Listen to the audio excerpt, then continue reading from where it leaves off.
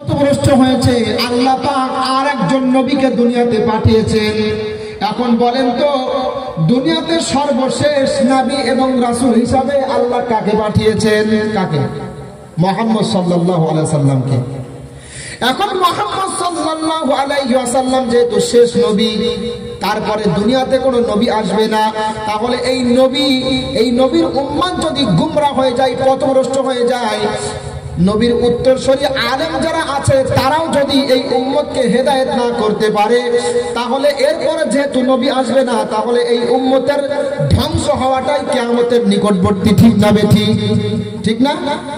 Inner পরে যেহেতু নবী আসবে না, এজন্য এই উম্মত যখন গুমরাহ হয়ে যাবে, তাহলে মনে করতে হবে কিয়ামত অতি নিকটে চলে আসছে। ঠিক না বেঠিক? এজন্যই তো মুহাম্মদ সাল্লাল্লাহু আলাইহি ওয়াসাল্লাম দুনিয়াতে তার আগমনকে কিয়ামতের অন্যতম নিদর্শন সাব্যস্ত করেছেন। দলিল বুখারী শরীফ কিতাবুল জিহাদ ওয়াস সাইর, হাদিস নম্বর 3936 নম্বর হাদিস। عن سهل بن سعد رضي الله تعالى عنه قال سمعت النبي صلى الله عليه وسلم يقول بإصبعيه هكذا بالوسطى والتي تلي الإبهام بعثت والساعة كهاتين। হযরত সাহল বিন সাআদ রাদিয়াল্লাহু তাআলা আনহু তিনি বলছেন, আমি আল্লাহর নবীকে এই দুইটা আঙ্গুল দ্বারা ইশারা করে বলতে শুনেছি।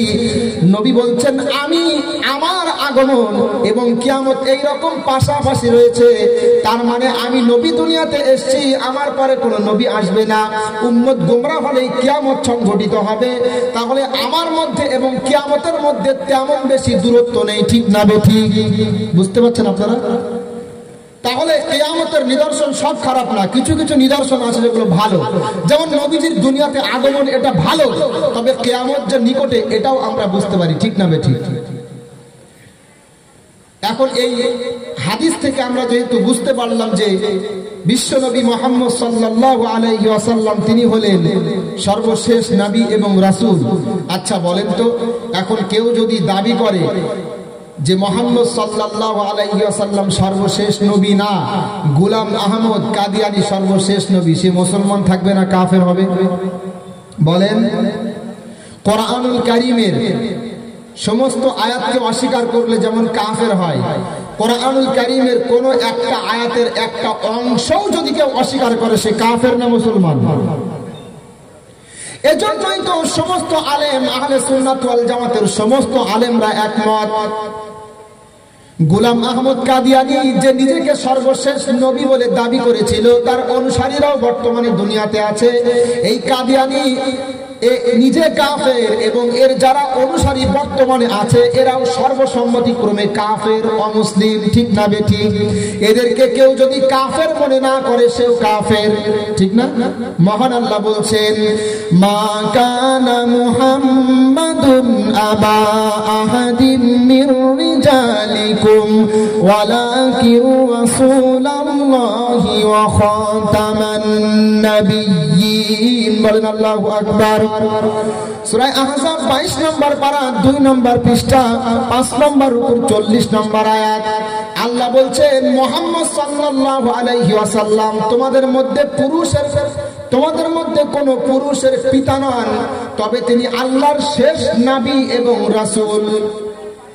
এই যে মুহাম্মদ সাল্লাল্লাহু আলাইহি ওয়াসাল্লাম তিনি যে সর্বশেষ নবী এবং সর্বশেষ রাসূল, এ বাণী কার? এই কথা কেন বলছি জানেন? এই বর্তমান ফিতনার যুগে ইউটিউবে এত পরিমাণ ফিতনা ছেড়ে গেছে যেটা আপনি কল্পনাও করতে পারবেন না।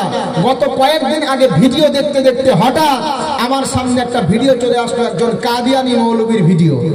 সে বলছে, মুহাম্মদকে আমরা সর্বশেষ নবী মানি, তবে যেই অর্থে আল্লাহ কোরআনে বলেছেন। আর এখানে অর্থ কিসের?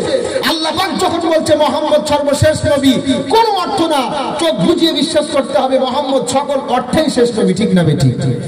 কেউ যদি এখানে ব্যাখ্যা করতে গিয়ে, নিজের ভ্রষ্ট মতবাদ প্রতিষ্ঠা করতে গিয়ে যদি এখানে ভুল ব্যাখ্যা করে এবং বলে মুহাম্মদকে সর্বশেষ নবী মানি, তবে এই অর্থে এবং গোলাম আহমদকেও আমরা শেষ নবী মানি, তাহলে তাকে আমরা মুসলমান মনে করি না। এজন্য দেখবেন বাংলাদেশের জমিনে যারা কাদিয়ানি দাবি করে, মুসলমানরা এদেরকে মুসলমানই মনে করে না, তাদের মসজিদেও কেউ নামাজ পড়ার জন্য যায় না। এমনকি সরকারের উচিত, বাংলাদেশ সরকারের, যে তাদেরকে রাষ্ট্রীয়ভাবে অমুসলিম ঘোষণা করা, ঠিক না বেঠিক? কারণ অমুসলিমরা ইসলামের ক্ষতি করবে না, কিন্তু এরা ইসলামের নাম নিয়ে মুসলমানদের মধ্যে থেকে ক্ষতি করবে, ঠিক না? আল্লাহ পাক আমাদেরকে কাদিয়ানি ফিতনা থেকে বাঁচিয়ে নিক এবং মুহাম্মদকে সর্বশেষ নবী হিসাবে মানার তৌফিক দান করুক, বলেন আমিন। এবার কিয়ামতের দ্বিতীয়তম নিদর্শন, কিয়ামতের দ্বিতীয় নম্বর নিদর্শন হলো বাইতুল মুকাদ্দাস বিজয়। কি বলেন? বাইতুল মুকাদ্দাস বিজয়। মুহাম্মদ সাল্লাল্লাহু আলাইহি ওয়াসাল্লামের আগমনকালে বাইতুল মুকাদ্দাস সম্পূর্ণরূপে রোমান খ্রিস্টানদের দখলে ছিল। কাদের দখলে বলেন? রোমান খ্রিস্টানদের দখলে। মুহাম্মদ সাল্লাল্লাহু আলাইহি ওয়াসাল্লাম সাহাবায়ে কেরামদের মধ্যে ভবিষ্যৎবাণী করেছিলেন, এই বাইতুল মুকাদ্দাস যেটা রোমান খ্রিস্টানদের দখলে রয়েছে, এই বাইতুল মুকাদ্দাস অতি সত্বর মুসলমানরা দখল করবে, মুসলমানদের করায়ত্তের মধ্যে চলে আসবে। এই ভবিষ্যৎবাণী শোনার পরে খ্রিস্টানরা ব্যঙ্গ বিদ্রুপ করেছিল, এটা আবার কেমন ভাবে সম্ভব? এখন যদি ভারতবর্ষের জমিনে কোনো আলেম বলে ভারতবর্ষ আগামী 3 বছরের মধ্যে ইসলামী রাষ্ট্রে পরিণত হবে, অমুসলিমরা হাসবে না? এখন যদি বলি আগামী 2-3 বছরের মধ্যে ভারতবর্ষ ইসলামী রাষ্ট্র হয়ে যাবে, রাম মন্দির ধ্বংস হবে, আবার সেখানে মসজিদ প্রতিষ্ঠিত হবে, আমাদের অমুসলিম ভাইরা হাসবে না? অবশ্যই হাসাহাসি করবে। তো যখন নবীজি বললেন বাইতুল মুকাদ্দাস বিজয় হবে, অতি সত্বর মুসলমানদের দখলে চলে আসবে, তখন এক শ্রেণীর খ্রিস্টানরা তারা ব্যঙ্গ বিদ্রুপ করে বলতে লাগলো, মুহাম্মদ বলে কি? আমরা হলাম ইদারিংতন সময়ের পরাশক্তি, আমাদের থেকে মহাশক্তিশালী আর কেউ নেই, আমাদের কাছ থেকে বাইতুল মুকাদ্দাস মুহাম্মদের উত্তরসূরিরা দখল করবে, এটা কেমন ভাবে সম্ভব? কিন্তু মুহাম্মদ সাল্লাল্লাহু আলাইহি ওয়াসাল্লাম তিনি নিজের থেকে কোনো ফয়সালা দেন না, যা কিছু বলেন আল্লাহর পক্ষ থেকে, ঠিক না বেঠিক? মুহাম্মদ ভবিষ্যৎবাণী করলো, তার ইন্তেকালের পরে সাহাবী আবু বকরের ইন্তেকালের পরে হযরতে উমর রাদিয়াল্লাহু তাআলা আনহুর যুগে এই বাইতুল মুকাদ্দাস মুসলমানরা দখল করলো, বলেন সুবহানাল্লাহ। এরপরে কালের পরিক্রমায় আস্তে আস্তে এই বাইতুল মুকাদ্দাস আবার খ্রিস্টান ক্রুসেডারদের দখলে চলে যায়। তখন থেকে মুসলমানরা একজন যোগ্য নেতার অপেক্ষা করেছিল, যেই নেতা বাইতুল মুকাদ্দাস বিজয় করবে। আল্লাহ পাক আবার বিজয় কবুল করলো। 1200 খ্রিস্টানদের দিকে এসে সালাউদ্দিন আইয়ুবী রাহমাতুল্লাহ আলাইহি দ্বিতীয়বার বাইতুল মুকাদ্দাস বিজয় করলো, বলেন সুবহানাল্লাহ। হাদিসের মধ্যে মোট বাইতুল মুকাদ্দাস বিজয়ের কথা 3 বার উল্লেখ আছে কিয়ামতের আগে। 2 বার অটোমেটিক হয়ে গেছে, একবার হলো উমরের যুগে, আরেকবার সালাউদ্দিন আইয়ুবী রাহমাতুল্লাহ আলাইহির যুগে, আরেকবার অতি সত্বর একদল নিষ্ঠাবান যুবক তারা এই বাইতুল মুকাদ্দাস বিজয় করবে, বলেন সুবহানাল্লাহ। হাদিসের মধ্যে উল্লেখ রয়েছে যে অতি সত্বর একজন নিষ্ঠাবান যুবক তারা এই বাইতুল মুকাদ্দাস বিজয় করবে। সেদিন আমাদের এই অমুসলিমরা বা ইসলাম বিদ্বেষীরা, ইহুদি খ্রিস্টানরা যতই চেষ্টা করুক না কেন, বাইতুল মুকাদ্দাসকে রক্ষা করতে তাদের করায়ত্তে রাখতে পারবে না, এটা আমাদের মুসলমানদের বিশ্বাস। দেখেন, আপনারা জানতেন যে বাইতুল মুকাদ্দাসকে কেন্দ্র করে, ফিলিস্তিনকে কেন্দ্র করে এই হামাসের সাথে দীর্ঘ সময় ধরে একটা যুদ্ধ চললো, ঠিক না? যখন এই যুদ্ধ চলছিল, আমাদের ভারতবর্ষের হলুদ মিডিয়া যারা আছে, দালাল মিডিয়া, এরা বলতে লাগলো যে হামাস জঙ্গি সংগঠন, ঠিক না? আমি অবাক হয়ে যাই, মাতৃভূমি রক্ষা করার জন্য, ইবাদতখানা রক্ষা করার জন্য লড়াই করা যদি জঙ্গি সংগঠনের কাজ হয় বা জঙ্গিদের আলামত নিদর্শন হয়, তাহলে নেতাজি সুভাষচন্দ্র বসু তিনি যে দেশের জন্য লড়েছিলেন,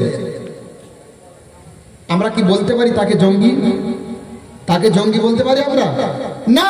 মাতৃভূমি রক্ষা করার জন্য লড়াই করা যদি বীর সেনাদের কাজ হয় এবং মাতৃভূমি রক্ষা করতে গিয়ে নেতাজি সুভাষচন্দ্র বসু সে যদি আমাদের কাছে বরণীয় স্মরণীয় হয়, তাহলে এই হামাস যারা নিজের মাতৃভূমি রক্ষা করার জন্য লড়ছে, তারা আমাদের কাছে কেন সম্মানের পাত্র হবে না? বলেন।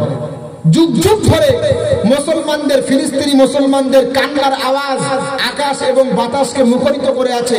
এতদিন পর্যন্ত এই হলুদ সাংবাদিকগুলো কোথায় ছিল? তারা তারা এতদিন পর্যন্ত দেখতে পারেনি মুসলমানদের চিৎকার, আর এখন তারা বলছে বাইতুল মুকাদ্দাস এর পক্ষে লড়াই করে হামাস নাকি জঙ্গিদের কাজ করেছে, সন্ত্রাসী কাজ করছে। আল্লাহ পাক এদেরকে বোঝার তৌফিক দান করুক, বলেন আমিন। শুধু দুঃখের কথা কি বলবো, শুধু তাই নয়, অনেক আলেমরাও দেখেছি হামাসের এই যুদ্ধকে তারা সমর্থন করতে পারেনি, ঠিক না বেঠিক আছে না? ইউটিউবের বহু বক্তারাও দেখেছি আমরা, হামাস বাহিনীকে সমর্থন দিতে পারেনি। তারা এই যুদ্ধকে অসংগত, ন্যায়সঙ্গত মনে করেনি, অসংগত মনে করেছে। কিন্তু আমি মনে করি একটা কোরআনের আয়াত যদি আপনারা শোনেন তাহলে বুঝতে পারবেন এই যুদ্ধের সময় মুসলমানদের কাদের পক্ষপাতিত্ব অবলম্বন করা দরকার। মহান আল্লাহ বলছেন, وَمَا لَكُمْ لَا تُقَاتِلُونَ فِي سَبِيلِ اللَّهِ وَالْمُسْتَضْعَفِينَ مِنَ الرِّجَالِ وَالنِّسَاءِ وَالْبِلْدَانِ الَّذِينَ يَقُولُونَ رَبَّنَا أَخْرِجْنَا مِنْ هَذِهِ الْقَرْيَةِ الظَّالِمِ أَهْلُهَا বলেন আল্লাহু আকবার। সূরা নিসা 5 নম্বর পারা 8 নম্বর পৃষ্ঠা 10 নম্বর রুকু 75 নম্বর আয়াত। আল্লাহ বলছেন, তোমরা যুদ্ধ করো না কেন তাদের পক্ষ অবলম্বন করে যারা এই আল্লাহর জমিনে নির্যাতিত, যারা এই আল্লাহর জমিনে উৎপীড়িত, নির্যাতনের শিকার হয়। তারা বলে, রব্বানা আখরিজনা মিন হাদিহিল ক্বরিয়াতি যালিমি আহলুহা, ওগো আল্লাহ তুমি আমাদেরকে বাহির করো এই জমিন থেকে, যে জমিনে আমরা নির্যাতিত, যেই জমিনবাসীরা আমাদের প্রতি নির্যাতন করছে, এই জমিন থেকে তুমি আমাদেরকে রক্ষা করো। ওয়াজআল লানা মিন লাদুনকা ওয়ালিয়া ওয়াজআল লানা মিন লাদুনকা নাসীরা, ওগো আল্লাহ আপনার পক্ষ থেকে আমাদেরকে সাহায্য করার জন্য অভিভাবক পাঠিয়ে দাও, আপনার পক্ষ থেকে আমাদেরকে সাহায্য করার জন্য সাহায্যকারী পাঠিয়ে দাও। কার কথা এটা? আল্লাহর কথা। আচ্ছা বলেন তো, এই যে আয়াতে আল্লাহ বলছেন তোমরা কেন জিহাদ করো না তাদের পক্ষ অবলম্বন করে যারা উৎপীড়িত হয়ে বলতে থাকে, আল্লাহ এই জমিনে এই জমিনবাসীরা আমাদের প্রতি অত্যাচার করছে, তুমি তোমার পক্ষ থেকে আমাদের জন্য সাহায্যকারী পাঠাও, এই জমিন থেকে আমাদেরকে বাহির করে নাও, এই নির্যাতনের হাত থেকে আমাদেরকে বাঁচিয়ে নাও। এই যে কথা বললো, এগুলো কি বর্তমানে ফিলিস্তিনি মুসলমানদের সাথে মেলে না? মেলে না? তাহলে আমি মনে করি এই বর্তমান সময়ে কোন মুসলিম, কোন স্কলার দ্বিমত পোষণ করা ঠিক নয় যে হামাস বাহিনীর এই যুদ্ধ ন্যায়সঙ্গত না। সমস্ত ওলামায়ে কেরাম বলবে, যাদের ভিতরে কোরআন সুন্নাহর জ্ঞান আছে, মুসলমানদের সার্বিকভাবে যে যেখান থেকে পারে, যেভাবে পারে, আন্দোলনের মাধ্যমে, মিছিলের মাধ্যমে, অন্তত কিছু না হোক দোয়ার মাধ্যমে হামাসকে সমর্থন জানানো, ঠিক না বেঠিক? এটা মুসলমানদের কর্তব্য। আল্লাহ পাক, আমরা তো আজকে কারামতি খুঁজি বিভিন্ন আল্লাহর ওলিদের জীবনীতে, কে কোন জঙ্গলে গিয়ে দীর্ঘদিন ধরে ইবাদত করেছে, কে কোন জঙ্গলে গিয়ে দীর্ঘদিন ধরে তপস্যা করেছে, এটা নাকি বড় কারামত। আর এর থেকে বড় কারামত মনে করে আমি হামাস বাহিনী, সংক্ষিপ্ত একটা পরিসর, সংক্ষিপ্ত পরিসরের একটা বাহিনী, যাদের কাছে না আছে তেমন কোনো আধুনিক যানযন্ত্র, এরপরেও শক্তিশালী সম্প্রদায় ইহুদি বর্তমান শ্রেষ্ঠ পরাশক্তি, তাদেরকে যেভাবে নাস্তানাবুদ করে ছাড়লো, এটা আপনি ভাবতে পেরেছেন কখনো সম্ভব ছিল? আল্লাহর সাহায্য ছাড়া ছিল সম্ভব? কখনো সম্ভব ছিল না। আর এই ইহুদিরা তো এই যুদ্ধের আগ পর্যন্ত ইসরায়েলকে, এই ইসরায়েলের ইহুদিরা এই হামাস বাহিনীকে একদম মানে কিছুই মনে করতো না, মনে করতো এরা একেবারে এতিম গরিব। এরা তো এই যে মনে করেন ফিলিস্তিনি, কোন প্রশাসনিক ব্যবস্থা আছে নাকি? আলাদা স্বতন্ত্র নেই তো ওদের কোনো। এরপরেও এই সত্য জামাত যেভাবে লড়াই তারা করলো, আল্লাহু আকবার, এটা অবাক করার মতো বিষয়। এজন্য আমি মনে করি আল্লাহ পাকের সাহায্য তাদের পক্ষে আছে এবং অতি সত্বর এই বাইতুল মুকাদ্দাস আবার আল্লাহ পাক তাদের মতো ঈমানদার বান্দাদের হাতে বিজয় দান করবেন। বলেন সুবহানাল্লাহ। আমাদের বিশ্বাস এটা, যেহেতু রাসূলের বাণী। যাই হোক, কিয়ামতের দ্বিতীয়তম নিদর্শন হলো বাইতুল মুকাদ্দাস বিজয়। এবার কিয়ামতের 3 নম্বর নিদর্শন হলো, মুহাম্মদ সাল্লাল্লাহু আলাইহি ওয়াসাল্লাম জানিয়েছেন, কিয়ামতের একটা নিদর্শন হলো আমার উম্মত মুশরিকদের ন্যায় কর্মকাণ্ড করবে। কাদের ন্যায় কর্মকাণ্ড বলেন? মুশরিকদের ন্যায় কর্মকাণ্ড করবে আমার উম্মত। এটা হলো কিয়ামতের একটা নিদর্শন। তিরমিজি শরীফ কিতাবুল ফিতানের মধ্যে হাদিস উল্লেখ। عن أبي هريرة رضي الله تعالى عنه قال قال النبي صلى الله عليه وسلم لا تقوم الساعة حتى تأخذ أمتي بأخذ القرون قبلها شبرا بشبر لا تقوم الساعة حتى تلحق قبائل من أمتي بالمشركين وحتى يعبدوا الأوثان أو كما قال عليه السلام আল্লাহর নবী মুহাম্মদ সাল্লাল্লাহু আলাইহি ওয়াসাল্লাম জানিয়েছেন ততক্ষণ পর্যন্ত কিয়ামত হবে না যতক্ষণ পর্যন্ত না আমার উম্মতের একটা দল তারা মুশরিকদের ন্যায় কর্মকাণ্ড করবে। তার মানে মুশরিকরা যেমন আল্লাহকে বাদ দিয়ে কল্পিত কৃত্রিম উপাস্য গ্রহণ করেছে, মুশরিকরা যেমন এক সৃষ্টিকর্তার ইবাদত বাদ দিয়ে বিভিন্ন দেবদেবীদের উপাসনা করছে, তাদের মধ্যে অলৌকিক ক্ষমতা খুঁজছে, এই উম্মতের একটা দল তারাও এই আল্লাহকে বাদ দিয়ে বিভিন্ন মাজার, বিভিন্ন কল্পিত কৃত্রিম আল্লাহর খাস বান্দা যারা আছে তাদের জীবনীতে অলৌকিক ক্ষমতার অন্বেষণ করবে। যেমন দেখেন, প্রার্থনা করা, দোয়া করা, এটা শুধুমাত্র কার কাছে জায়েজ বলেন? আপনি কিছু চাইবেন, সন্তান হয় না, কিছু আপনি চাইবেন, বা মনে করেন ধন সম্পদে বরকত নেই, আপনি চাইবেন, কার কাছে চাইবেন বলেন? আর যারা অমুসলিম তারা এক সৃষ্টিকর্তার কাছে প্রার্থনা না করে তাদের যারা কল্পিত কৃত্রিম উপাস্য দেবদেবী আছে তাদের কাছে চায়, ঠিক না বেঠিক? আর নবী বলেছিলেন কি, কিয়ামতের আগে এমন একটা সময় আসবে এই উম্মতের একটা দল তারা অমুসলিমদের মতো আল্লাহকে বাদ দিয়ে অন্যান্য কল্পিত কৃত্রিম ব্যক্তিত্বের কাছে নিজের কামনা বাসনা পূরণের জন্য যাবে। বাংলাদেশের জমিনে আমি যেখানে পড়তাম, আমার থেকে মাদ্রাসা থেকে 10 মিনিট দূরে হযরতে শাহ আলী রাহমাতুল্লাহ আলাইহির মাজার। হযরতে শাহ আলী রাহমাতুল্লাহ আলাইহির নাম শুনেছেন? শুনেছেন নাম? শোনার তো কথা, ওই যে যুবক ভাইরা দেখেন নাই শাহ আলী বাবা, গোলাপ শাহ বাবা, শুনেছেন? বসেন বসেন বৈশা যান, শোনেননি নাকি?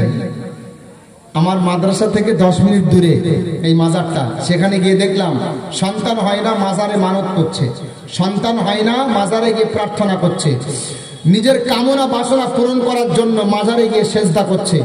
যে ব্যক্তি কবরে শুয়ে আছে তার দরবারে সেজদা করছে, মাজারে সেজদা করছে। আচ্ছা বলেন তো, মাজারে সেজদা করা, মাজারে প্রার্থনা করা, মাজারে মানত করা, এগুলো জায়েজ না হারাম? না জায়েজ না? এগুলো শিরকি কর্মকাণ্ড না? অবশ্যই শিরকি কর্মকাণ্ড। মুশরিকরা এক সৃষ্টিকর্তা বাদ দিয়ে যেমন এদিকে সেদিকে সেজদা করছে, প্রার্থনা করছে, এই উম্মতের একটা দল মুসলমান নাম করে তারা মাজারে সেজদা করছে, মাজারে মানত করছে, মাজারে প্রার্থনা করছে। তাহলে বুঝতে হবে আল্লাহর রাসূলের যে বাণী আমার উম্মত মুশরিকদের ন্যায় কর্মকাণ্ড করবে, এটা প্রতিফলিত হয়েছে। বলেন সুবহানাল্লাহ, ঠিক না? আল্লাহর নবীদের 1000 বছর আগে যা বলেছিলেন দেখেন সব মিলে যাচ্ছে। এবার আপনারা বলেন, আল্লাহর নবী যখন বলেছেন মুশরিকদের ন্যায় কর্মকাণ্ড করা এগুলো কিয়ামতের নিদর্শন, আল্লাহর কাছে যেমন প্রার্থনা করতে হয় তেমন ভাবে অন্যান্য কল্পিত কৃত্রিম যারা উপাস্য আছে তাদের কাছে প্রার্থনা করা এটা শিরক। এজন্য আমরা প্রার্থনা করব শুধুমাত্র কার কাছে? وَأَنَّ الْمَسَاجِدَ لِلَّهِ فَلَا تَدْعُوا مَعَ اللَّهِ أَحَدًا। আল্লাহ বলছেন সেজদা হবে শুধুমাত্র আল্লাহর জন্য এবং তোমরা প্রার্থনা শুধুমাত্র করবে আল্লাহর কাছে। প্রার্থনা কার কাছে বলেন? আল্লাহর কাছে। এরপরে লক্ষ্য করেন, মুশরিকরা যেমন তাদের মান্নত করার জন্য তারা বিভিন্ন দেবদেবীর দরবারে দৌড়ায়, সেখানে গিয়ে তারা মান্নত করে, সেখানে গিয়ে তারা ভেদ করে, ঠিক না বেঠিক? এই উম্মতের একটা দল তাদের যখন সন্তান হয় না বা কোনো কাজকর্মের মুখাপেক্ষি হয় তখন তারা দৌড়ে গরু ছাগল নিয়ে পীরের দরবারে দৌড়ায়, আছে না? মহান আল্লাহ বলছেন ওয়াজআলু লিল্লাহি মিম্মা যারআ মিনাল হারথি ওয়াল আনআমি নাসীবা ফাকালু হাযা লিল্লাহি বিজামিহিম ওয়া হাযা লিশুরাকাইনা ইলা আখিরিল আয়া। আল্লাহ বলছেন মুশরিকরা তাদের উৎপাদিত সম্পদের একটা অংশ এবং তাদের গবাদি পশুর একটা অংশ তারা আল্লাহর নামে দেয় এবং একটা অংশ তারা তাদের দেব দেবীদের নামে দিয়ে থাকে। এটা মুশরিকদের কর্মকাণ্ড। আর এই কর্মকাণ্ড আজকে ঢুকেছে মুসলমানদের মধ্যে। লক্ষ লক্ষ কোটি কোটি টাকা তারা এই মাজারে দান করছে, ঠিক না বেঠিক? দুঃখের কথা কি বলবো, বাংলাদেশের জমিনে যদি আপনি যান দেখবেন বিভিন্ন মাজারে এগুলো ঘটছে। আপনি দেখলে বুঝতে, চট্টগ্রামের ওই সাইডে বেশি এগুলো আর কি, ওই সাইডে এই সমস্ত বিদআতি মতবাদ বেশি আছে, যার কারণে ওই সাইডে এগুলো বেশি। আল্লাহ পাক এই সকল শিরক থেকে আমাদেরকে বাঁচিয়ে নিন, বলেন আমিন। আমাদের নামাজ, আমাদের রোজা, আমাদের মান্নত, আমাদের যাকাত, আমাদের সব কিছু কার জন্য হবে বলেন? قل إن صلاتي ونسكي ومحياي ومماتي لله رب العالمين وبذلك أمرت وأنا أول المسلمين বলেন আল্লাহু আকবার। আল্লাহ বলছেন, হে নবী আপনি বলেন আমার নামাজ, আমার রোজা, আমার হজ, আমার সব কিছু, আমার কুরবানি, এগুলো সব কিছু হবে শুধুমাত্র আল্লাহর জন্য, ঠিক না বেঠিক? সব কিছু আল্লাহর জন্য। যাক, এই সকল শিরক থেকে আল্লাহ আমাদেরকে বাঁচিয়ে নিক, বলেন আমিন। আমাদের সমাজে তেমন কোনো বড় শিরক আমরা দেখতে পারি না আমাদের সমাজে, জানি না আপনাদের এখানে কেমন আছে, তবে কিছু ছোটখাটো শিরক আমরা মাঝে মাঝে দেখতে পারি। কেমন জানেন? এগুলো যদিও আমরা ছোটখাটো মনে করছি, জানি না অজান্তে আল্লাহ মাফ করবেন কিনা, কিন্তু এগুলো অনেক বড় গুনাহে কাবিরা পর্যায়ের শিরক এবং এগুলো তো অবশ্যই ঈমান ধ্বংস করার মতো শিরক। আমাদের সমাজে মেয়ে ছেলেদের মধ্যে একটা বিশ্বাস রয়েছে, বাজার থেকে যদি খাবার আনা হয় আর কোনো মহিলা যদি গর্ভবতী হয়, সেই খাবার আগুনে না ছুঁয়ে খাওয়ানো যাবে না। আপনাদের এখানে এই বিশ্বাস করে মেয়ে ছেলেরা? কেউ করে না, এগুলো করা যাবে না। এই বিশ্বাস ঈমানের সাথে সংঘর্ষপূর্ণ বিশ্বাস। এরপরে আমি দেখেছিলাম আমাদের সমাজে বোতলের মধ্যে উজালা করে বাড়ির সামনে টানিয়ে রেখেছে, বাড়ি কুকুর আসবে না, ছিল এখানে। এগুলো কিন্তু ইসলাম সমর্থন করে না। আল্লাহ পাক আমাদেরকে বাঁচিয়ে নিক। এরপরে আরো একটা শিরক আছে, যদিও আমরা এটাকে এর প্রতি বেশি গুরুত্ব দেই না বা এটার প্রতি আমরা ভ্রুক্ষেপ করি না, তবে এটা কিন্তু শিরকের পর্যায়ে চলে যায়। যেমন কারোর নাম যদি আল্লাহর নামের নাম হয়, যেমন রাজ্জাক, কাহার, ফাত্তাহ, তাহলে এই নামের আগে আব্দুল শব্দ লাগাতে হয়। কি লাগাতে হয় বলেন? আব্দুর রহমান মানে রহমানের বান্দা, আব্দুল গফফার গফফারের বান্দা। এখন যদি এই নামের আগে আমি আব্দুল শব্দ না লাগাই, শুধু রহমান বলে ডাকি, সাত্তার ভাই এদিকে শোনো, ও গফফার ভাই তুমি দাঁড়িয়ে যাও, তাহলে এটা কিন্তু এক পর্যায়ের কবিরা গুনাহ। কারণ রহমান কে? আল্লাহ। রাজ্জাক কে বলেন? আল্লাহ।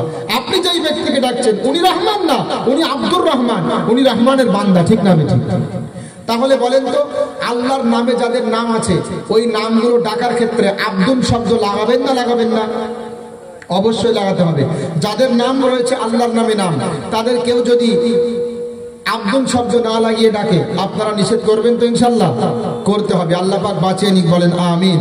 তো যাই হোক, আল্লাহ পাক আমাদের সকল প্রকারের শিরক থেকে বাঁচিয়ে নিক। শিরক এমন একটা গুনাহ, যদি কেউ করে তাহলে তার ভিতরে ঈমান থাকার পরেও জাহান্নাম থেকে তাকে আল্লাহ বাহির করবে না, চিরকাল জাহান্নামে থাকবে। কোরআনুল কারীমের অসংখ্য আয়াত দ্বারা প্রমাণিত। যেমন সূরাতুন নিসা 116 নম্বর আয়াত এবং সূরাতুন নিসা 48 নম্বর আয়াতে আল্লাহ বলছেন, ইন্নাল্লাহা লা ইয়াগফিরু আন ইউশরাকা বিহি ওয়া ইয়াগফিরু মা দুনা যালিকা লিমান ইয়াশা।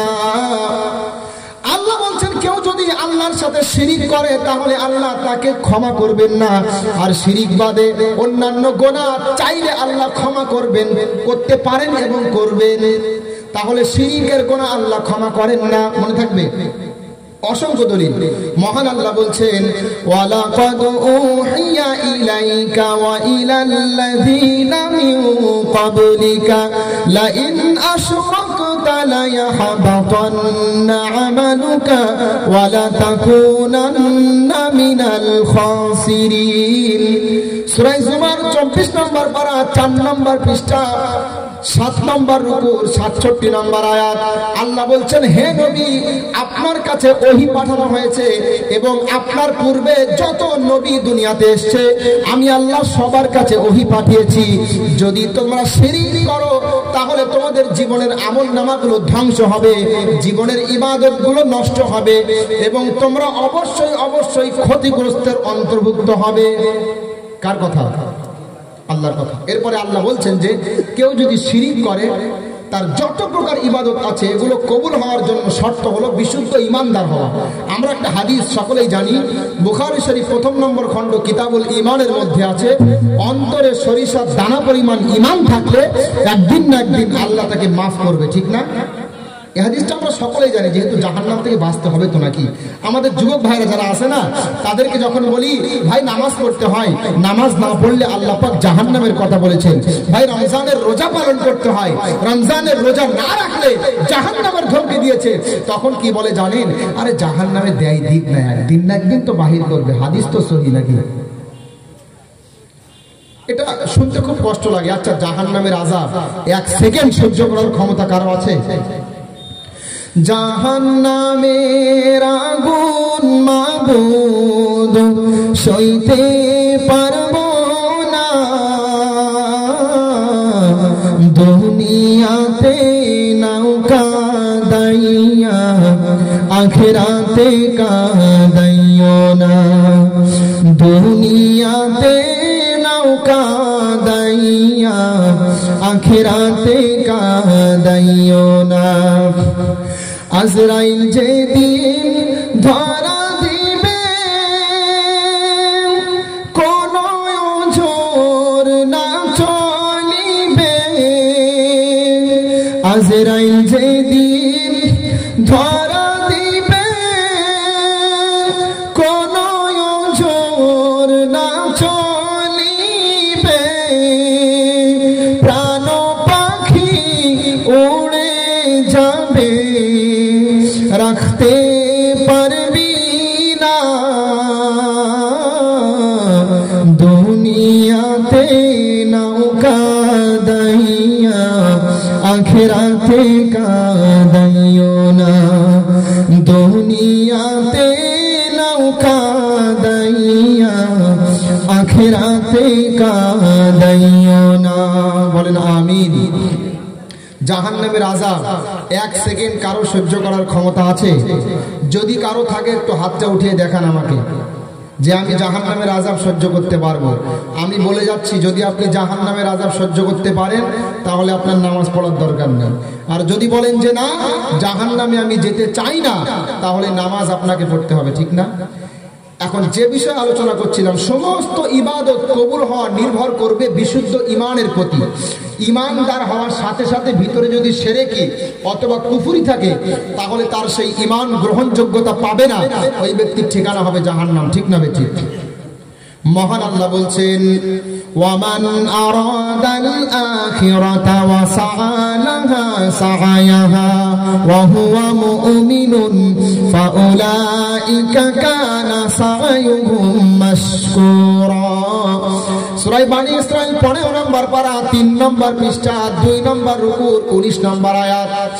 আল্লাহ বলছেন, কেউ যদি আখিরাত পাওয়ার জন্য চেষ্টা করে, কেউ যদি আখিরাত পাওয়ার জন্য ইবাদত করে, সাথে সাথে যদি বিশুদ্ধ ঈমানের অধিকারী হয়, তার মানে অন্তরের ভিতরে শিরক এবং কুফর না থাকে, আমি আল্লাহ বলছি ওই ব্যক্তির ইবাদত আমি আল্লাহ গ্রহণ করব। বলেন সুবহানাল্লাহ।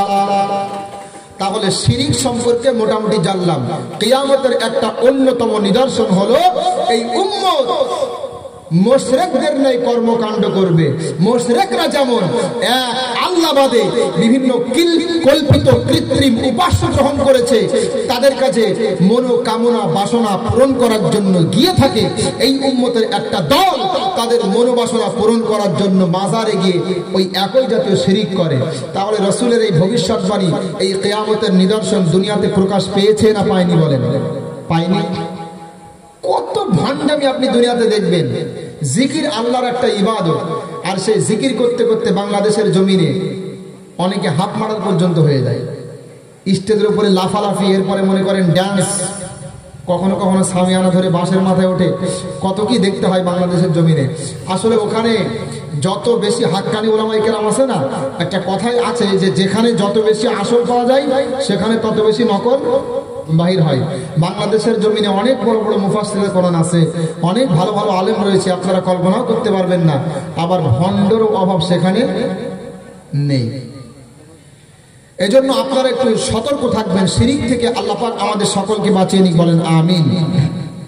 এরপরে কিয়ামতের আরেকটা অন্যতম নিদর্শন হলো ইহুদি এবং খ্রিস্টানদের অনুসরণ করা। কাদের অনুসরণ করা বলেন?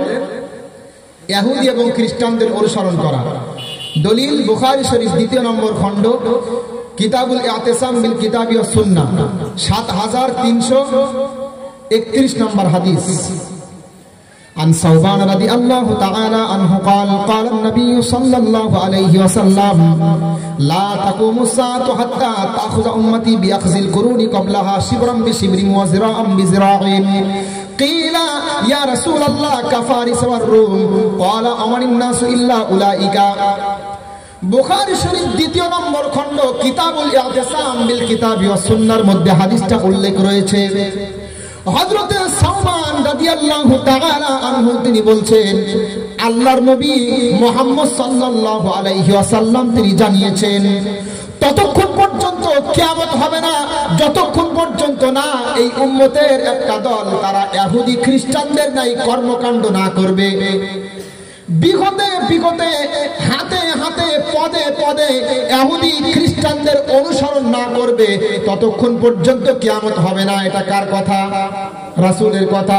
এই হাদিসের বাস্তবায়ন কিন্তু ইতিমধ্যে ঘটে গেছে। ইহুদি খ্রিস্টানরা তাদের নবীর জন্মদিবস পালন করে কেক কাটার মাধ্যমে, বড়দিন পালন করে। আমাদের এই উম্মতে মুহাম্মদী পাকিস্তানে গত 2 বছর আগে তারা নবীর জন্মদিবস পালন করেছে বিরাট বড় কেক কেটে, হ্যাপি বার্থডে টু ইউ ইয়া রাসূলুল্লাহ। বলেন নাউযুবিল্লাহ। বলেন রাসূলের যে ভবিষ্যৎবাণী মিলছে না? মিলছে না? খ্রিস্টানরা জন্মদিবস পালন করছে কেক কেটে হ্যাপি বার্থডে করার মাধ্যমে, আর মুসলমানরা আজকে নবীর জন্মদিবস পালন শুরু করেছে কেক কাটার মাধ্যমে। বলেন নাউযুবিল্লাহ। এই ভারতবর্ষের জমিনে কোন রাজ্যে দেখছিলাম নবীজি মুহাম্মদ সাল্লাল্লাহু আলাইহি ওয়াসাল্লামের প্রতিকৃতি বানিয়েছে, প্রতিমূর্তি বানিয়েছে, বানিয়ে গলায় ফুলের মালা দিয়ে, নেতাজি সুভাষচন্দ্র বসুর যেমন ফুলের মালা দিয়ে আমরা সংবর্ধনা করে থাকি স্বাধীনতা দিবসের দিন, নবীজির জন্ম দিবস পালন করছে নবীর একটা মূর্তি বানিয়ে গলায় ফুলের মালা দিয়ে জন্ম দিবস পালন করছে। বলেন নাউযুবিল্লাহ। এই জাতীয় ভিডিও মাঝে মাঝে আসে আমাদের সামনে, লজ্জিত হই। রাসূল যে সত্য নবী, কোন সন্দেহ নেই, তিনি বলে গিয়েছিলেন এই উম্মত পদে পদে ইহুদি খ্রিস্টানদের অনুসরণ করবে। আজকে করছে। দেখেন মুসলমানদের পোশাক হলো সুন্নতি লেবাস, আর ইহুদি খ্রিস্টান ইসলাম বিদ্বেষী তাদের পোশাক হলো 8 shirt, tight fit pant, tight fit জামা। ঠিক না বেঠিক? ছোট ছোট মেয়েদের জামা। ঠিক না বেঠিক? বলেন তো উম্মতে মুহাম্মদী ইহুদি খ্রিস্টানদের অনুসরণ করছে না করছে না? মহান রব্বুল আলামিন মুসলমানদের জন্য ভালো করে বোঝেন, এই হাঁটু থেকে নিয়ে নাভি পর্যন্ত মুসলমানদের জন্য ঢাকা ফরজ করে দিয়েছে। ঠিক না বেঠিক?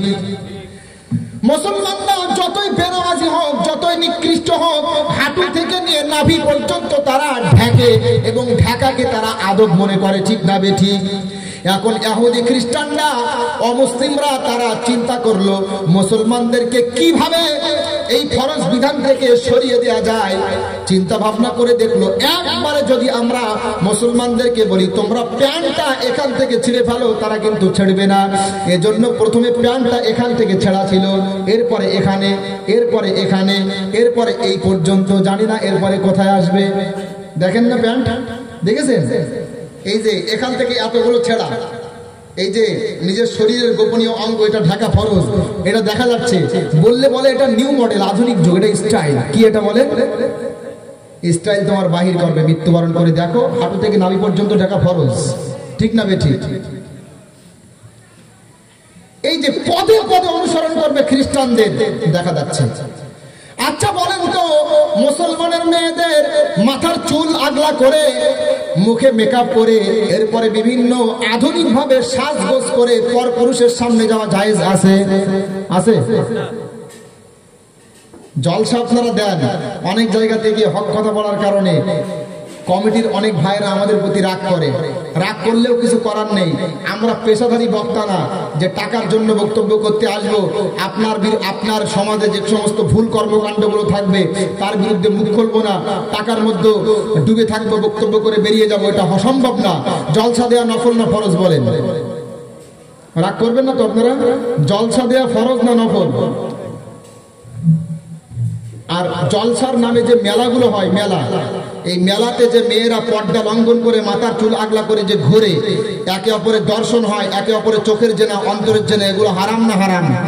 হারাম না জায়েজ? হারাম না? জলসা দেয়া নফল, আর মেলার মাধ্যমে পর্দা লঙ্ঘন করা, বেহায়াপনা, অশ্লীলতা ছড়িয়ে দেয়া, এটা হারাম। এবার বলেন তো, এখান থেকে নাভি থেকে হাঁটু পর্যন্ত ঢাকা যেমন ফরজ আর মাথায় পাগড়ি বাঁধা সুন্নাত, এখন কেউ যদি নাভি থেকে হাঁটু পর্যন্ত আলগা করে দিয়ে, লজ্জাস্থান আলগা করে দিয়ে মাথায় পাগড়ি বেঁধে রাস্তায় রাস্তায় ঘোরে, তাকে কি আমরা পাগল বলবো না বুদ্ধিমান? বলেন, পাগল না বুদ্ধিমান? মনে করেন পণ্যে কাপড় নেই, মাথায় পাগড়ি, পাগল বলবো না আমরা? জলসা দেয়া নফল, তার মানে মাথায় পাগড়ি দেয়া, আর মেলা বন্ধ করা ফরজ, মানে এগুলো ঢাকা। এবার বলেন দেখি, আপনি যদি মেলা দিয়ে জলসা দেন তাহলে ওই মাথায় পাগড়ি দিয়ে লজ্জাস্থান আগলে করে ঘুরে বেড়ানো। কথাগুলো বললে অনেকের খারাপ লাগবে না, সঠিক কথা বলছি। আপনি এইরকম জলসায় 1 লক্ষ দিবেন, 1 লক্ষ দিবেন, যা সওয়াব হবে একটা মেলা তার থেকে বেশি গুণ আপনি অর্জন করে দেবেন। ঠিক না ঠিক বলেন? কমিটির ভাইরা রাগ করবেন না, ভালোবাসি বলে বলছি। আপনারা বন্ধ না করলে না করেন, আমার সমস্যা নেই, কিন্তু আমাকে বলতে হবে। গত কয়েকদিন আগে এক জায়গাতে ছিলাম, একটা বাড়ির অনুষ্ঠান, বলতে বলতে একটা আয়াত আমি তেলাওয়াত করেছি, ইয়া আইয়ুহাল্লাযীনা আমানু ইন্নামাল খামরু ওয়াল মাইসিরু ওয়াল আনসাবু ওয়াল আজলাম রিজসুম মিন আমালিশ শাইতান। আল্লাহ বলছেন, ওহে যারা ঈমানের দাবি করো, তোমরা মদ পান করবে না, লটারি কাটবে না, জুয়া খেলবে না। কার কথা এটা? আমি বলেছি লটারির বিরুদ্ধে। তখন সঙ্গে সঙ্গে সামনে থেকে এক ভাই বলছে, হুজুর আপনার দাওয়াত কিন্তু বন্ধ হয়ে যাবে। কেন? এ বাড়িওয়ালা যার বাড়িতে আপনি এসেছেন লটারির টাকায় বিল্ডিং বানিয়েছে। বলেন, সে যদি লটারির টাকায় বিল্ডিং বানায় তা আমার কি? আমার তো বলতে হবে। আমার সামনে কে ঘুষখোর, কে সুদখোর, কে কিখোর, কে বিড়িখোর, কে তামাকখোর, আমি তো দেখতে যাবো না। সঠিক কথা আমাকে বলতে হবে, ঠিক না ঠিক? এটা দরুদ শরীফ পড়ে।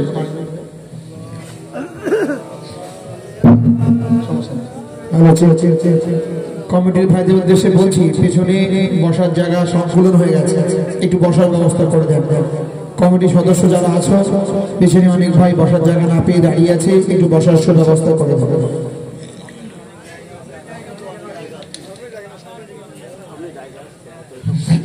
সামনের দিকে একটু এগিয়ে আসেন, তাহলে হয়ে যাবে ইনশাল্লাহ। সামনের দিকে, সামনে জায়গা খালি রাখবেন না, এটা বলতে হবে কেন আপনাদেরকে? কোরআন এবং হাদিসের আলোচনা যত সময় থাকবো, হাদিস এবং কোরআনের কথা, অনেক গুরুত্বপূর্ণ বিষয় বাকি যেগুলো আমাদের জীবনে দরকার। বক্তারা বলে না, অনেক গুরুত্বপূর্ণ বিষয় যেগুলো আমাদের জন্য দরকার, কিন্তু বক্তারা অনেকে বলে না। এই জন্য আমি বলছি, আপনারা এই পিছনে ভিড় না করে সামনে এগিয়ে আসেন না, একটু জায়গাগুলো পূরণ করেন, ভালো হবে। পেছনে বসার জায়গা করেন। অল্প সময় আলোচনা করব, রাত হয়েছে আমি বুঝতে পারছি। আমি সাধারণত দাওয়াত নেওয়ার আগে রাত 8টা থেকে 10টা এটা আমি বলে দিই, কারণ বেশি রাত জাগলে আমার সমস্যা হয়। পড়াশোনা আমি মেহনত করেছিলাম ছোটবেলায়, যার কারণে শারীরিকভাবে খুব একটা সুস্থ না আমি। তো এখানে যেহেতু নতুন জায়গা, ভাইয়া যা করেছেন আমি সেটা মানতে বাধ্য হয়েছি বা মেনেছি আর কি। সমস্যা নেই, রাত একটু হলেও আশা করি এই সময়টা বৃথা যাবে না। মহান আল্লাহ বলছেন, ওয়া ইযা কুরিআল কুরআনু ফাসতামিউ লাহু ওয়া আনসিতু লাআল্লাকুম তুরহামুন। আল্লাহ বলছেন, যখন কোরআনুল কারীম তেলাওয়াত করা হবে তোমরা চুপ থাকবে, মনোযোগ সহকারে শ্রবণ করবে, তাহলে তোমাদের প্রতি আল্লাহ রহমত নাজিল করবে। বলেন সুবহানাল্লাহ। এই যে কোরআনের আয়াত তেলাওয়াত শুনলে তার উপরে আল্লাহর রহমত নাজিল করে। বলেন সুবহানাল্লাহ। মহান আল্লাহ আরো বলছেন ওয়া ইযা তুলিয়াত আলাইহিম আয়াতুহু যাদাতুহুম ঈমানা ওয়া আলা রাব্বিহিম ইয়াতাওয়াক্কালুন। সূরা আনফাল 9 নম্বর পারা 16 নম্বর পৃষ্ঠা 1 নম্বর রুকুর 2 নম্বর আয়াত। আল্লাহ বলছেন যখন কোরআনুল কারীম তেলাওয়াত করা হবে, এই কোরআনুল কারীমের আয়াত, এই কোরআনুল কারীমের শ্রবণ মানুষের ঈমানটা বাড়িয়ে দেবে। বলেন সুবহানাল্লাহ। ঈমানটা বাড়িয়ে দেবে। এজন্য বলছি একটু এগিয়ে আসেন, অল্প সময় আলোচনা শোনার চেষ্টা করবেন, বোঝার চেষ্টা করবেন। তো যে কথা বলছিলাম, জলসার যে মেলার কথা বলছিলাম, এগুলো থেকে আমাদেরকে দূরে থাকতে হবে। খালিস নিয়তে ইসলাম প্রচারের জন্য আমরা জলসা না, বিরাট তাফসীরুল কোরআন মাহফিল দিতে পারি। ঠিক না বেঠি?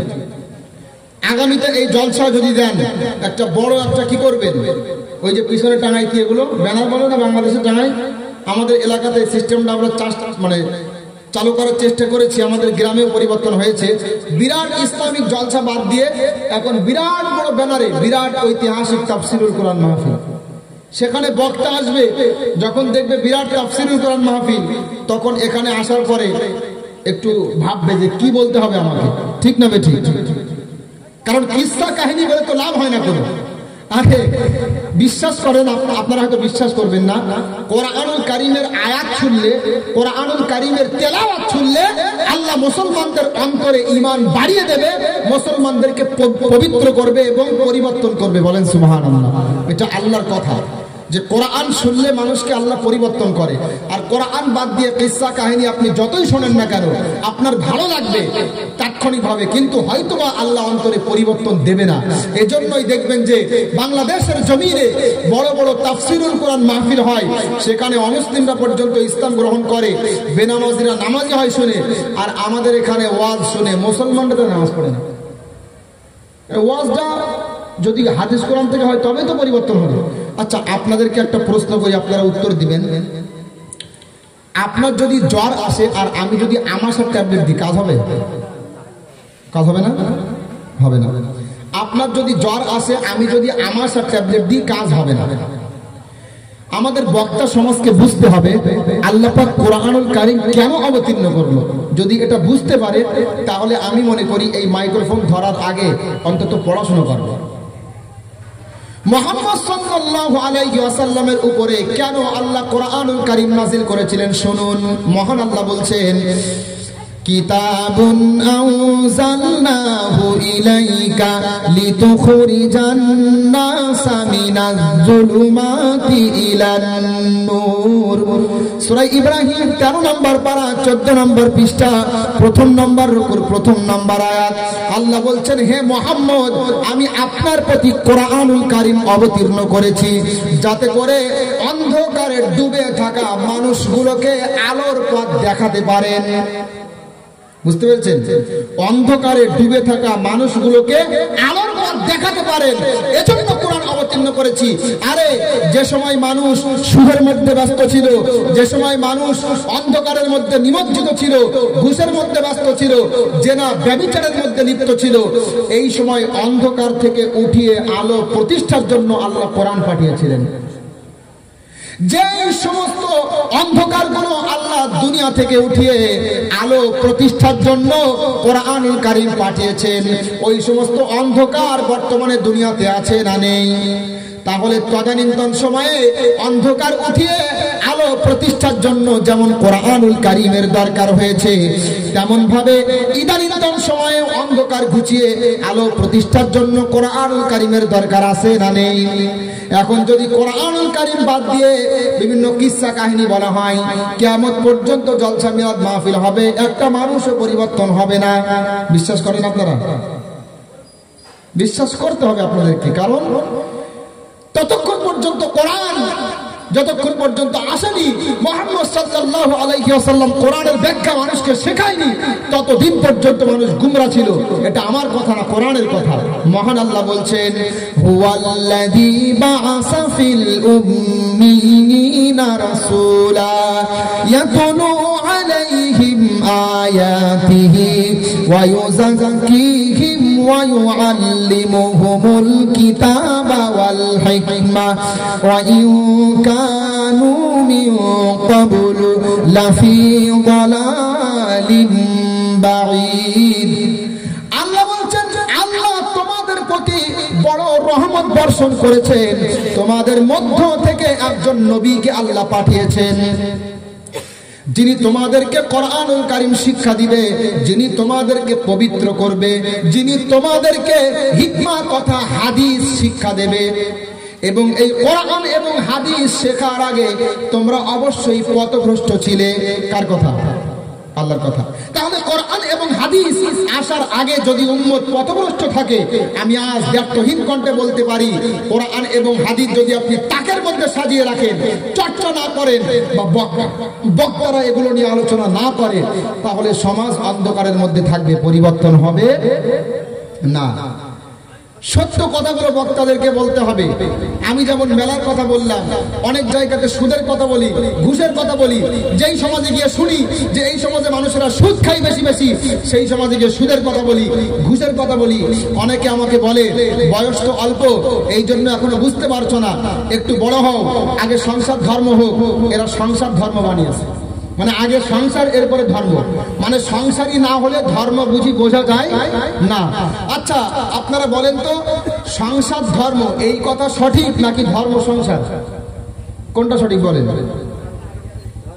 সংসার কেউ যদি নাও করে কথার কথা বলছি আমি বিবাহ করা সুন্নাত কখনো কখনো ওয়াজিব পর্যায়ে চলে যায় কেউ যদি নাও করে বিবাহ তাও সেই ব্যক্তিদের জাহান্নামে যাবে এটা বলতে পারবেন আপনি কিন্তু ধর্ম কেউ যদি না মানে সে জান্নাতি না জাহান্নামী তো এই কথা বলে যে সংসার ধর্ম আগে হোক তারপরে বুঝতে পারবা যে হক কথা তোমার কমনে বাইর হয় না হক কথা বলতে হবে কিসের সংসার কিসের ধর্ম হক কথা যদি না বলতে পারি কিসের ধার্মিক আমি বক্তাদেরকে হক কথা বলতে হবে মানুষ অ্যাকসেপ্ট করুক চাই না করুক সেটা মানুষের ব্যাপার কিন্তু দায়িত্ব হলো আমাদের সঠিক কথাগুলো বলা ঠিক না ঠিক এক শ্রেণীর বক্তা এমন আছে যারা সঠিক কথাগুলো বলতে চায় না যারা না ইধার না উধার দরমিয়ান মে সদর বদর কেমন জানেন একদিন একটা মসজিদে টিএমসি এবং সিপিএম নামাজ পড়ে একটা উদাহরণ দিয়ে বলছি মনে করেন গল্পে গরু গাছে ওঠে তো টিএমসি এবং সিপিএম নামাজ পড়ে মসজিদের মধ্যে নামাজ পড়ে মসজিদ থেকে বাইরে হয়েছে দেখে একটা ইঁদুর অথবা ছুঁচো গর্তের ভিতরে মুখটা পুরে দিয়ে লেজটা বাহির করে রেখেছে টিএমসির লোক বলছে এটা ছুঁচো আর সিপিএম এর লোক বলছে এটা ইঁদুর এই নিয়ে গন্ডগোল ইমাম সাহেবের কাছে দিয়েছে বিচার ইমাম সাহেব চিন্তা করছে আমি যদি এখন বলি এটা ইঁদুর তাহলে সিপিএম এর লোক মাইনে বন্ধ করবে আর যদি বলি ছুঁচো তাহলে টিএমসির লোক মাইনে বন্ধ করবে এখন গবেষণা চিন্তা করার পরে বলছে আল্লাহ এখন আমি কি করি এখন অনেক চিন্তা ভাবনা করার পরে বলছে এটা একেবারে ইঁদুরও না এবং একেবারে ছুঁচো না এটা ইঁদুর মার্কা ছুঁচো আচ্ছা ইঁদুর মার্কা ছুঁচো হয় ইঁদুর মার্কা ছুঁচো হয় না হয় ইঁদুর হবে অথবা ছুঁচো হবে আর তুমি যদি না জানো এটা ইঁদুর নাকি ছুঁচো তাহলে তুমি বলো যে আমি জানি না ঠিক না বেঠিক আজকে আমাদের এক শ্রেণীর বক্তারা এমন এই ইঁদুর মার্কা ছুঁচোর পরিচয় দেয় যে সমাজে যদি মনে করেন যে সমাজে যেই অপরাধ সেই সমাজে সেই কথা বলতে ভয় পায় কেন ভয় পাবো কেন আমরা মুহাম্মদ সাল্লাল্লাহু আলাইহি ওয়াসাল্লাম যদি সত্য দিন প্রচার করতে গিয়ে তায়েফের জমিনে রক্ত ঝরাতে পারে আমরা সেই নবীর উম্মত হয়ে মানুষের সমালোচনার শিকার হতে পারবো না অবশ্যই পারি আমাদের নবীর জীবনের মধ্যে বক্তাদের জন্য শিক্ষা রয়েছে লাকাদ কানা লাকুম ফি রাসূলিল্লাহি উসওয়াতুন হাসানা আল্লাহ বলছেন তোমাদের জন্য মুহাম্মদ সাল্লাল্লাহু আলাইহি ওয়াসাল্লামের মধ্যে উত্তম আদর্শ রয়েছে মক্কাতে যখন মুহাম্মদ সাল্লাল্লাহু আলাইহি ওয়াসাল্লাম ইসলাম প্রচার করতে ব্যর্থ হলেন তখন তিনি চিন্তা করলেন মক্কার জমিনে ইসলাম প্রচার করা যাবে না এখন আমি ইসলাম প্রচার করার জন্য মক্কার অদূর প্রান্ত তায়েফে আমি ইসলাম প্রচার করার জন্য যাব মনে বড় আশা নিয়ে বুক ভরা আশা নিয়ে তিনি তায়েফের মুসলমানদের কাছে তায়েফের কাফেরদের কাছে ইসলাম ধর্ম নিয়ে গিয়েছিলেন কিন্তু তায়েফের কাফেররা ইসলাম তো গ্রহণ করলো না এবং তায়েফের বাচ্চাদেরকে মুহাম্মদের বিরুদ্ধে লেলিয়ে দিল রাস্তায় রাস্তায় বাচ্চারা মোহাম্মদকে তাড়িয়ে নিয়ে বেড়ায় এবং পাথর দিয়ে মেরে মেরে শরীর দিয়ে রক্ত ঝরিয়েছিল, ঠিক না বেঠিক? হাজারো ব্যথা বেদনার পরে ফিরে আসনি তুমি আপন ঘরে, দিনের আলো তুমি ছড়িয়ে দিতে চলে গেলে মদিনায় মক্কা ছেড়ে। হে রাসূল তোমাকে ভুলি আমি কেমন করে, ঠিক না বেঠিক? এই যে তায়েফে যখন ইসলাম প্রচার করতে গিয়েছিলেন, আপনারা যদি ইতিহাসটা পড়েন তাহলে দেখবেন যে খুবই কষ্ট পাবেন। বিশেষ করে বক্তা সমাজ যারা আছে তারা যদি এগুলো পড়ে তাহলে সে বুঝতে পারবে যে সত্য কথা আমাকে বলতে হবে। মানুষ চায় না, মানুষ চায় না, মানুষ সত্য কথা বলতে হবে। যদি সত্য কথা বললে মানুষ দাওয়াত বন্ধ করে তো করুক, সমস্যা নাই, কিন্তু রাসূলের তরিকাতে আমাদের থাকাই লাগবে, ঠিক না? এজন্য সত্য কথা আমাকে বলতে হবে। তো যে কথা বলছিলাম, ইহুদি এবং খ্রিস্টানদের অনুসরণ করা এটা হলো এই উম্মতের একটা ফিতনা, কিয়ামতের আগে ঘটবে। তাহলে এবার লক্ষ্য করেন, পোশাক পরিচ্ছদ থেকে শুরু করে মেয়েদের বলেন অথবা ছেলেদের বলেন, পোশাক পরিচ্ছদ থেকে শুরু করে চাল চলন সর্বক্ষেত্রে অনইসলামিক কৃষ্টি কালচার আমরা ফলো করি না? বিশ্বাস করবেন না, আমাদের সমাজের অধিকাংশ ইয়ং মেয়েরা পর্দা করে না, ঠিক না বেঠিক? পর্দা করে। এই যে মনে করেন মাথা থেকে পা পর্যন্ত ঢাকা মেয়েদের জন্য ফরজ না?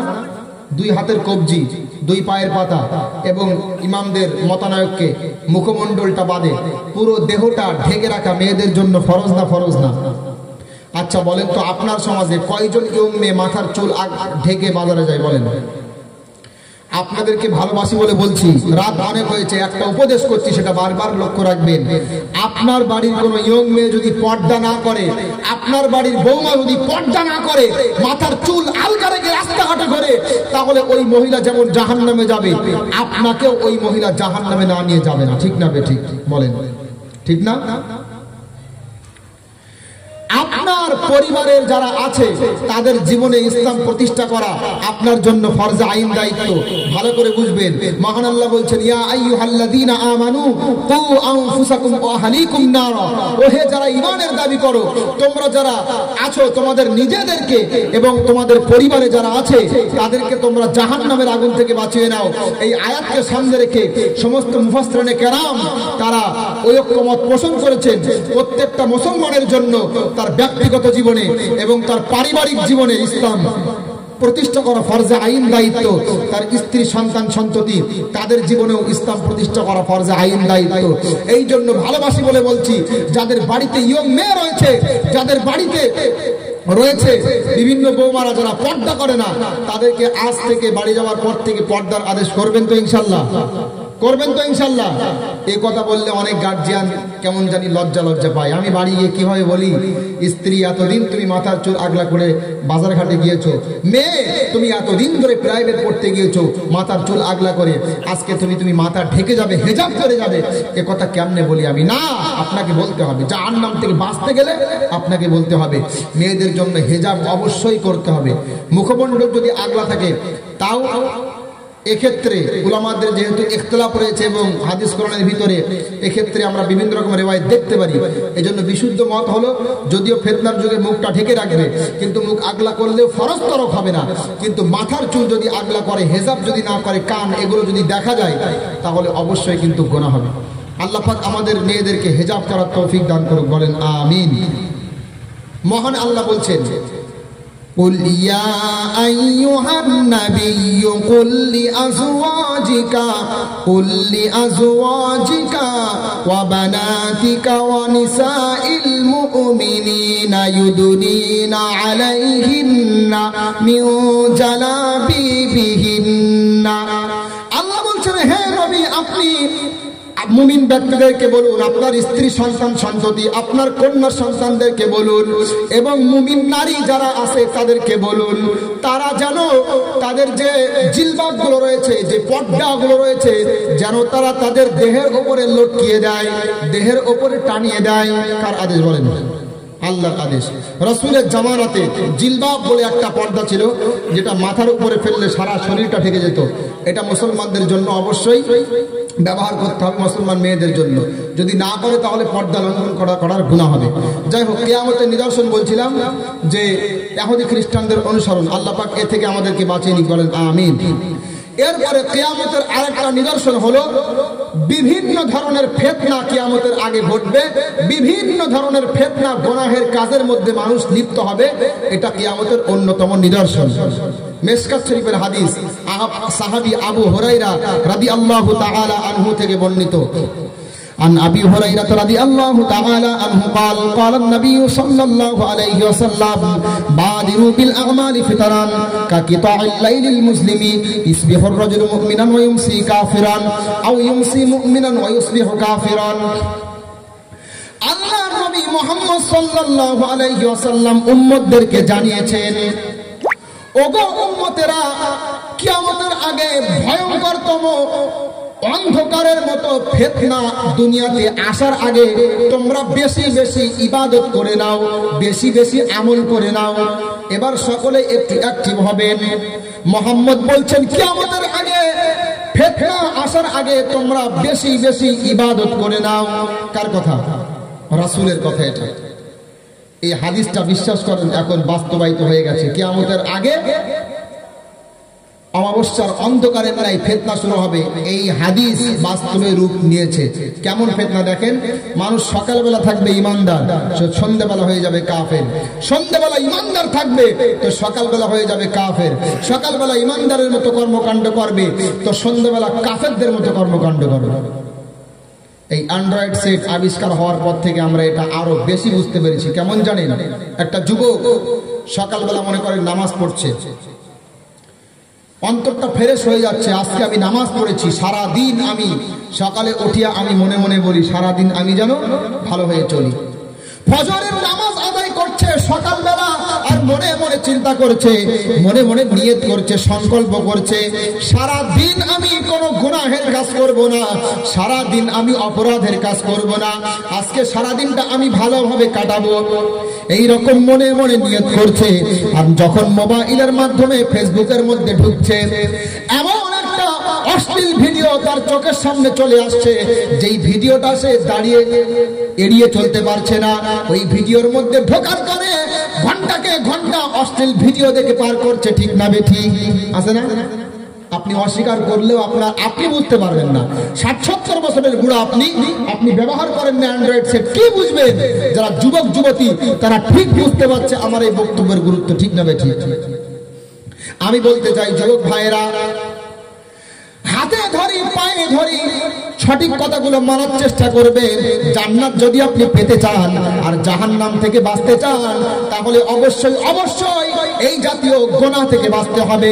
আল্লামা তাকি উসমানী হাফিজাহুল্লাহ বলেছেন, কোন যুবক যদি অ্যান্ড্রয়েড সেট হাতে নিয়ে নিজেকে কন্ট্রোল না করতে পারে, গুনাহের মধ্যে নিমজ্জিত হব। এই রকম যদি গুনাহের মধ্যে নিমজ্জিত হওয়া থেকে দূরে থাকতে পারবে, এই রকম ঈমান যদি তার ভিতরে না হয়ে থাকে, তাহলে সেই ব্যক্তি বড় মোবাইল ব্যবহার করতে পারবে না। এই কথা যদি এখন বলি, যুবক ভাইরা বলবে এটা আবার কেমন হুজুর রে বাবা, এই ২০ শতাব্দীতে অ্যান্ড্রয়েড সেট ব্যবহার করা যাবে না, এ কথা বললে কেউ মানে নাকি রে বাবা? না, এ কথা বললে হয়তো কষ্ট হবে, কিন্তু জান্নাত পেতে গেলে, জাহান্নাম থেকে বাঁচতে গেলে আপনাকে মানতে হবে। শুধু সেট না, আপনাদের সমাজের মা বোনরা সিরিয়াল দেখে না? দেখে না? সিরিয়াল দেখে। সিরিয়াল বাড়িতে টিভি আছে এই সমাজে? আচ্ছা, বাড়িতে কি টিভি সিরিজ চলে না এই সমাজে নাকি? সিরিয়াল চলে না? ও, মেয়েরা সিরিয়াল দেখে না? অবশ্যই দেখে সিরিয়াল। শুধু দেখে না তা না, কেউ যদি রাতের বেলায় না দেখতে পারে তো দিনের বেলায় কাজা আদায় করে। ঠিক না ঠিক? নামাজের কাজা হয় না, কিন্তু সিরিয়ালের কাজা ঠিকই হয়। যারা মোবাইলে অশ্লীল ভিডিও দেখবে, টিভি দেখবে, সিনেমা দেখবে, সিরিয়াল দেখবে, তাদের জন্য একটা আয়াত আমি শুনিয়ে দিচ্ছি। মহান আল্লাহ বলছেন, ওয়ামিনান নাসি মাইয়াশতারি লাহওয়াল হাদিসি লিয়ুদিল্লা আন সাবিলিহি বিগাইরি ইলম ওয়া ইয়াত্তাখিযাহা হুজুয়া উলাইকা লাহুম আযাবুন মুহিন। বলেন আল্লাহু আকবার। সূরা লুকমান 21 নম্বর পারা 10 নম্বর পৃষ্ঠা প্রথম নম্বর রুকুর 6 নম্বর আয়াত আল্লাহ বলছেন মানুষের মধ্যে অনেক মানুষ এমন রয়েছে যাদের নিজেদের টাকা পয়সা দিয়ে তারা বাদ্যযন্ত্র ক্রয় করে মানুষকে গুমরা করার জন্য, মানুষকে পথভ্রষ্ট করার জন্য। এই যে মানুষকে গুমরা করার জন্য, মানুষকে পথভ্রষ্ট করার জন্য, এই শব্দের দিকে লক্ষ্য করেন। আযাল্লা ইউদিল্লু ইদলাল বাবে ইফআলের সিগা, তার মানে হলো গুমরা করা। তার মানে কি? আপনি হয়তো টিভি দেখছেন না, আপনি হয়তো নামাজি, আপনি হয়তো মুসাল্লি, আপনার মাথায় টুপি আছে, আপনার মুখে দাড়ি আছে, কিন্তু আপনার টাকা দিয়ে ক্রয় করা টিভি বাড়ির মেয়ে ছেলেরা দেখছে, আপনার টাকা দিয়ে ক্রয় করা মোবাইল আপনার সন্তান ব্যবহার করে উল্টাপাল্টা ফিল্ম দেখছে। বিশ্বাস করেন, আপনার টাকা দিয়ে ক্রয় করার কারণে তারা গুমরা যেমন হচ্ছে, এই গুমরাকারী হিসাবে আল্লাহ আপনার নাম কিয়ামতের দিন দাঁড় করাবে। আপনি হয়তো দেখছেন না, কিন্তু আপনার টাকা দিয়ে ক্রয় করা টিভি দেখছে পরিবারের লোক, আপনার গুনাহ হবে। আপনি চায়ের দোকান দিয়েছেন, আপনি টিভির দিকে তাকাচ্ছেন না, আপনি তাহাজ্জুদ গুজার, কিন্তু চায়ের দোকানে একটা টিভি লাগিয়ে দিয়েছেন, পাড়া প্রতিবেশী সেখানে এসে বসছে, সেখানে বসে আড্ডা দিচ্ছে, গীবত করছে, চা খাচ্ছে আর টিভি দেখছে। আপনি হয়তো গুনার কাজ করছেন না, কিন্তু আপনার আমলনামাতে গুনাহ ঠিকই যাবে, কারণ টিভিটা কার টাকায় কেনা বলেন? আপনার টাকায় কেনা। এখন মনে মনে আপনি হয়তো বলছেন যে আমি তো দেখছি না। আমি অনেক দোকানদারকে বলেছি, দোকানদার এই যে টিভি আপনি চালিয়েছেন, এই যে শত শত মানুষ আপনার দোকানে টিভি দেখছে, আপনার আমলনামাতে কিন্তু লক্ষ লক্ষ গোনা জমা হচ্ছে। আপনি জান্নাতে যাওয়ার কাজ করলেও এরা আপনাকে জান্নাতে যেতে দিবে না। এই কথা বললে অনেক দোকানদার এমন বলে, হুজুর আমি তো আর দেখি না। সেই ঘটনাটা কেমন জানেন? এক মুরব্বী চাচা সারা দিন মসজিদে গিয়ে আল্লাহ আল্লাহ করছে, সকাল থেকে সন্ধ্যা পর্যন্ত আল্লাহ আল্লাহ, সন্ধ্যা থেকে সকাল পর্যন্ত আল্লাহর জিকির, 24 ঘন্টা মসজিদে। এক যুবক ভাই ফজরের নামাজ আদায় করতে এসছে, বলছে চাচা তুমি মসজিদে বসে আছো, নামাজ পড়ছো, তোমার কি কাজকর্ম নেই? যখনই তোমাকে দেখি ফজর, যখন আসর, মাগরিব, ঈশা সর্বক্ষণ তুমি মসজিদে আল্লাহ আল্লাহ করো, তোমার কি কোনো কাজকর্ম নেই? তোমার ইনকাম সোর্স কি? তুমি খাও কি? সংসার কেমন ভাবে চলে? তখন মুরব্বী চাচা বলছে, কি বলবো শোন, আমি একটা ভালো অফার পেয়েছি, ব্যাংকের থেকে সুদের টাকা পাই, ওই সুদের টাকা খেয়ে খেয়ে আমি ইবাদত করছি, আমার আর কাজকর্ম করা লাগে না, এই সুদের টাকা খাই আর ইবাদত করি, আমি একটা বড় অফার পেয়েছি আল্লাহর পক্ষ থেকে।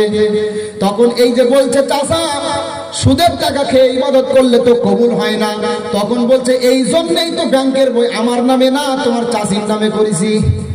আচ্ছা বলেন, ব্যাংকের বই যদি চাষির নামে করা হয় তো সুদ কি হালাল হবে নাকি? যার নামে হোক, টাকাটা তো সুদ। তো এই হলো ব্যাপার। যেই দেখো টাকা তো আপনার টাকা দিয়ে কিনা টিভি নাকি, এই জন্য গোনা আপনার হবে। এই জন্য আমি বলবো শুধু এই না, আরো কি জানেন, মনে করেন যে এই টিভি যদি আপনি চালান, এই টিভি আপনার পরিবারে যদি চলে, দেখবেন আগে আপনারা লক্ষ্য করবেন, আগে সন্তান সন্ততিরা পিতামাতার একটা সম্মান করত, সম্মানের নজরে দেখত, কিন্তু এই সম্মানটা এখন আর নেই। কেন থাকবে বলেন? একটা ফ্যামিলিতে বাপ মা ভাই বোন একই জায়গাতে বসে ফিল্ম দেখছে, ফিল্মে প্রেম ভালোবাসা, অবৈধ সম্পর্ক, সবকিছু, সংসার ভাঙা আছে না? সিরিয়ালে কি দেখায়? শাশুড়িকে বিষপান করিয়ে মারো, বৌমার সাথে কিভাবে শাশুড়ির ঝগড়া লাগবে, ছেলের সাথে বৌমা শাশুড়ির কেমন ভাবে ঝগড়া হবে, আর বৌমা কিভাবে এখানে শয়তানি চাল চালবে, এই জাতীয় অশ্লীলতা বেহায়াপনা সিরিয়ালে শিক্ষা দেওয়া হয়, ঠিক না বেঠিক? কিভাবে পরিবারের মধ্যে সম্মান থাকবে বলেন? মাঝে মাঝে আমাদের কানে সংবাদ আসে, হুজুর একমাত্র মেয়ে ছিল, স্বপ্ন ছিল তাকে অনেক বড় করব, রাবিয়া বস্ত্রীর মতো করব, কিন্তু সেই মেয়ে আমার 16 বছর হলো না, রিলেশনশিপের মাধ্যমে পালিয়ে গেল। আছে না? কেন পালিয়ে যাবে না? আপনার ঘরের ভিতরে টিভি, 24 ঘন্টা টিভি দেখছে, আর এমন কোন সিরিয়াল নেই, এমন কোন সিনেমা নেই যেখানে শেখানো হয় না কেমন ভাবে একটা মেয়েকে পটাতে হয়, কেমন ভাবে একটা ছেলেকে পটাতে হয়, কেমন ভাবে প্রেম ভালোবাসা করতে হয়। আরে যারা 24 ঘন্টা ধরে যে যুবক যুবতীরা কেমন ভাবে একজন যুবককে পটাতে হয়, কেমন ভাবে একজন মেয়েকে পটাতে হয়, বসে আনতে হয়, প্রেম ভালোবাসা করতে হয়, কেমন ভাবে ভালোবাসা নষ্ট হয়, এইগুলো শেখে, তাদের ভিতরে কি ওই বৈশিষ্ট্য সংক্রমিত হবে না? অবশ্যই হবে। এই জন্য বলবো, পরিবার ভালো করতে গেলে বাড়ি থেকে এই টিভি নামক ক্যান্সার দূর করতে হবে। রাজি আছি আমরা? রাজি আছি আমরা। আর দ্বিতীয় হলো মেয়ে ছেলেদের হাতে কখনো মোবাইল দিবেন না, বিশেষ করে মেয়েদের হাতে কখনো মোবাইল দিবেন না। রাজি আছেন তো নাকি? কি ব্যাপার আপনাদের কথা বলেন না কেন? রাজি আছেন আপনারা? দিবেন না তো? আল্লাহ পাক তৌফিক দান করুক, বলেন আমিন। কিয়ামতের আগে বিভিন্ন ফিতনার মধ্যে আরেকটা ফিতনা হলো, আর কয়েকটা বলবো ইনশাআল্লাহ সংক্ষিপ্ত পরিসরে।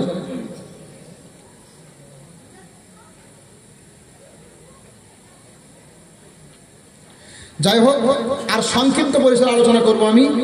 আর কয়েকটা মহা গুনাহের কথা, মহা ফিতনার কথা বলবো, তারপরে আমি আলোচনা শেষ করব সংক্ষিপ্ত পরিসরে। ভালো করে বুঝুন, কিয়ামতের আগে যে সমস্ত ফিতনাগুলো ঘটবে তার ভিতরে আরেকটা মহা গুনাহ, আরেকটা মহা ফিতনা হলো আত্মীয়তার সম্পর্ক নষ্ট করা। এখানে কয়েকটা গুনাহের কথা আমি বলবো, যেহেতু না বললে নয়, আমাদের অনেকের ভিতরে থাকতে পারে। এই গুনাহগুলো ছাড়তে হবে, না তো অবশ্যই অবশ্যই জাহান্নামে যেতে হবে। আল্লাহ রাসূল দুনিয়াতে 10 শ্রেণীর মানুষকে জাহান্নামী বলেছেন, ঠিক আছে? সংক্ষিপ্ত পরিসরে আমি বলছি। প্রথম নাম্বার,